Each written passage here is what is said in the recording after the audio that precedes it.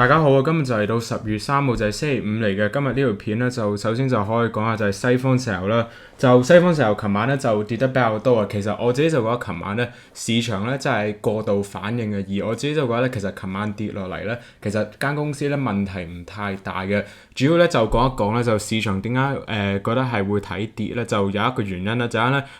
市場就覺得啊，巴菲特即係佢西方石油賣出佢嗰個石化嗰個賣出價咧，就嫌佢賣得太少啊。不過咧，我自己就覺得其實問題唔太大，因為咧其實我之前就計咗佢估值啦。其實咧，你就算計西方石油嗰部分啦，我唔係講緊石化嗰部分，淨係計佢核心業務嗰部分嘅話咧，其實而家咧435億咧都係算平嘅。而如果你睇翻嘅話咧，其實佢最大問題，其實我自己就覺得其實佢就算平啊貴啊，其實賣出去唔大問題啊！呢間公司咧，唯一我之前就係覺得唯一一個問題咧，就係佢債務太多。而如果油價萬一係跌穿位置嘅話咧，其實有機會咧係會受影響嘅。而其實如果即係巴菲特真係注資，即係入翻啲錢入去間公司嘅話咧，其實咧佢係可以解決到呢件事嘅，而係減低到佢嘅債務嘅。所以就其實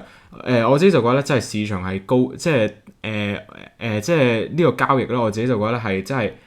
冇問題嘅，而我自己就覺得反而係會利好嘅。始終其實呢間公司做得最好嘅地方咧，就係佢嗰個 CCS 即係 Carbon Capture and Storage 啊。而佢就係利用到呢個科技咧嚟泵啲油出嚟嘅，即係由地下咧係深層次咧係泵翻啲油上嚟嘅。而我自己就覺得其實佢只要係完善到呢個科技，而之後佢係可以收到啲稅務優惠嘅話咧，其實呢間公司咧，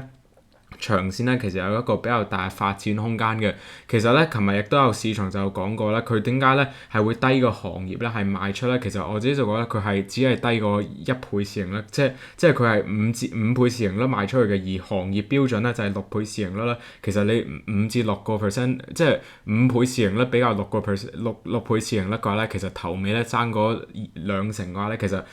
我自己真係覺得其實市場真係過度反應啊，而我自己就覺得其實問題唔太大嘅，所以就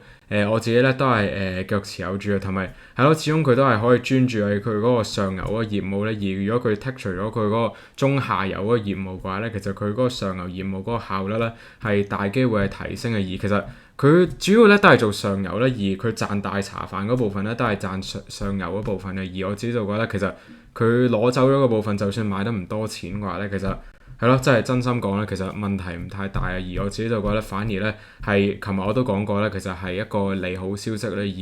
而係咯，就算佢嗰個賣出價唔理想，其實我自己就覺得係平咗少少嘅。不過其實就算唔理想嘅話咧，佢真係解決咗佢嗰個債務嗰個核心問題啦。而佢就係亦都係可以專注啦喺佢做上游嗰部分嘅。至於係今日係有啲咩部署咧，就其實我就琴日喺 Patreon 就講過啦。我就琴日咧就係冇加倉嘅，因為咧如果大家之前有聽我講過咧，其實大家成本價應該同我差唔多啦，係大概係43蚊左右嘅。而我就係腳持有住啦，因為咧點解我腳持有住咧就冇加個倉咧，就因為咧始終第一個原因咧就係咧好多時候我加倉咧我都係會睇翻技術面嘅。而琴日大陰燭跟住大成啱跌落嚟嘅話咧，其實唔排除啊嚟緊呢幾日咧有機會係會跌多幾棍嘅。而我自己就覺得其實如果你係想繼續溝貨嘅話，都係等佢其實你見嘅技術形態咁差嘅話，等佢跌多少少先好買貨嘅。而我自己就覺得其實你等多幾日咧，有機會咧係買入價位咧係會更加靚嘅。不過如果大家之前係完全係冇貨嘅話咧，其實現價基本上45蚊樓下呢個位置嘅話咧，其實都係超級平嘅。而我自己就覺得而家估值咧其實都算抵啦，而家直播空間咧都係大嘅，所以就我自己咧都係腳持有住啦。而如果你話我要繼續加貨嘅話咧，都係等佢跌穿個成本價啦。而我成本價43蚊啦，即係如果佢跌穿43蚊，我自己咧先會再加倉嘅。而而家咧都係繼續觀望嘅，所以就係咯，就都係咁講咧。其實我自己就覺得琴晚跌落嚟咧，真係市場係過度反應嘅。而我都係咁講咧，其實大家真係唔使驚啦。而呢個咧只係價值投資嘅噪音啦，即係呢啲根本係市場嘅噪音啊。而我哋作為價值投資者咧，我哋係一定要剔除嗰啲噪音咧，而係專注喺基本面、專注喺財報咧，而係睇翻一個實體嘅數字嘅。而係咯，就只要佢係解決到佢債務問題嘅話咧，我自己就覺得問題真係唔大嘅。好啦，下一隻就可以睇下就係美高梅啦，就美高梅就同樣啦，我自己咧都係繼續睇好嘅。你都琴晚咧就曾經係反彈咗上嚟嘅，不過咧就我自己咧都係繼續觀望嘅。不過係咯，就中長線我自己咧都係繼續睇好嘅。最後亦都可以講下啦，就 Intel 方面我呢幾日都有重複再重複再重複啦。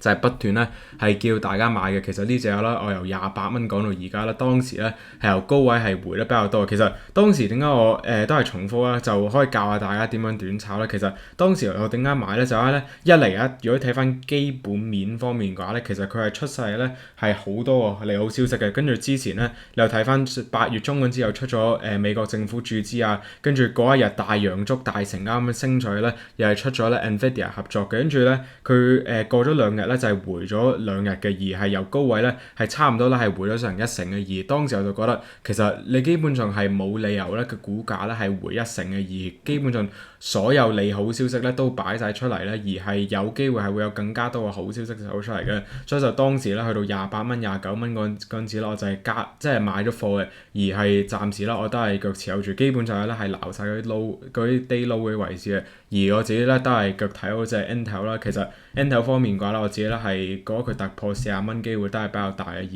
而係咯，你又有美國政府支持，跟住又有咁多間科企支持嘅話咧，其實我自己就覺得咧，其實仍然咧都有一個比較大嘅上升空間啊。而呢隻咧，我係睇佢上40蚊嘅。好啦，都冇乜得特別啦，就記得以上嘅都唔係投資建議啦，就意見只供參考。記得大家聽完超否先都做任何操作啦、部署啦。就投資就涉及風險啊，任何收益或者損失咧對本人無關嘅。好啦，就講好參考，拜。